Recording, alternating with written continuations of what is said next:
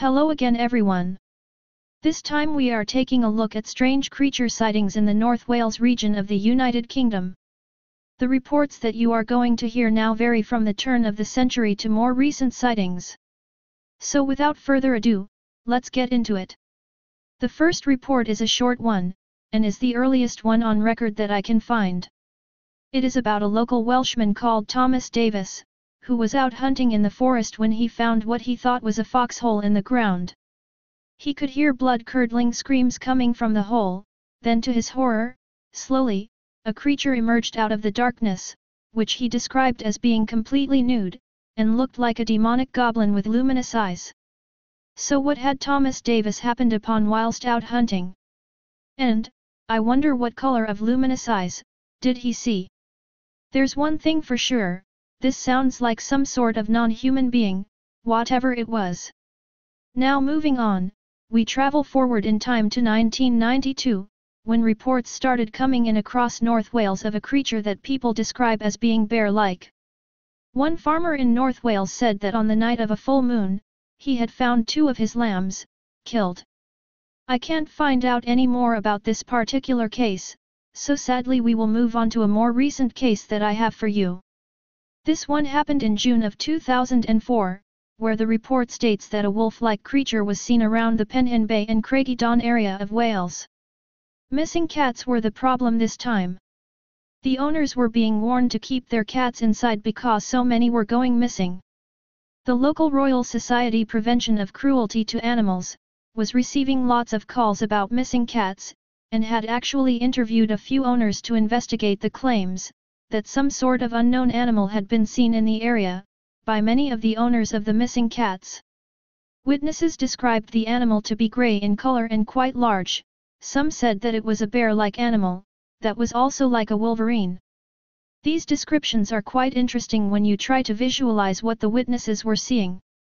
In the UK, we simply don't have these sort of animals roaming wild in our forests and countryside.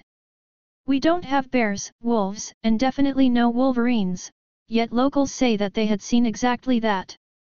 Another witness, a gentleman by the name of Roy Chambers, says that he scared off a creature that looked as though it was about to attack his pet cat.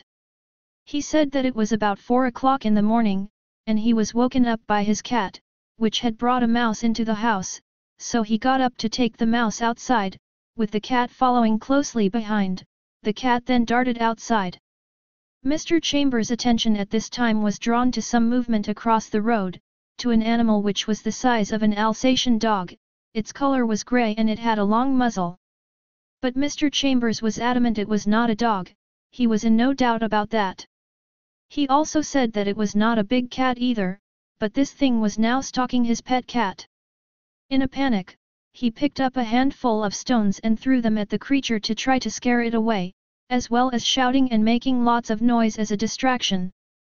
So, what did Mr. Chambers see?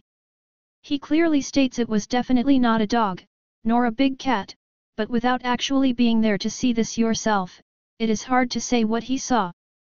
Now we move on to the next report that I have. This one is a sighting of a similar animal and was reported as being in a location near to the Ponderosa Cafe on Horseshoe Pass in North Wales.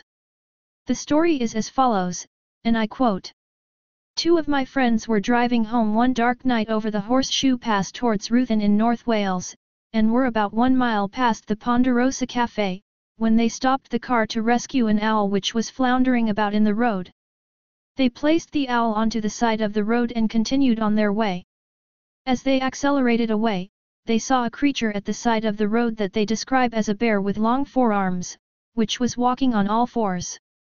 It emerged from a hedge on the right-hand side of the road. They said that it would have been about 6 feet tall, had it stood up onto 2 legs. Sadly, that concludes those reports for now. If I find any additional information, I will add them to a later report for this area. So until next time, keep your eyes peeled, and if you see anything yourself, please get in touch with us. We would love to hear about your sighting. You can contact us via our YouTube channel or our Twitter page. Thank you for listening. Bye for now.